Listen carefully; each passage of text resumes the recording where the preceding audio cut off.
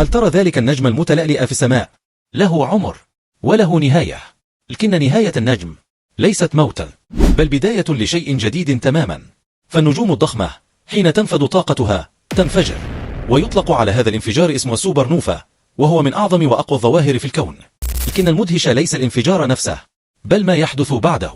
فالسوبر نوفا يبعثر في الفضاء عناصر ثقيلة كالحديد والكربون والأكسجين، وهذه العناصر تتجمع لاحقا لتكون كواكب جديدة ونجوما أصغر وأقمارا. وحتى نحن أجسادنا تحتوي على ذرات تكونت داخل نجم مات منذ ملايين السنين. بمعنى آخر، نحن مكونون من رماد نجوم. جسدك يحمل حديدا جاء من أعماق انفجار كوني هائل.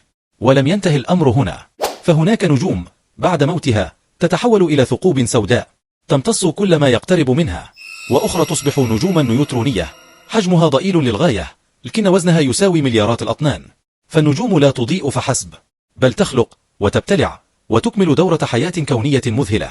الكون لا يسكن، بل يموت ويولد من جديد في كل لحظة.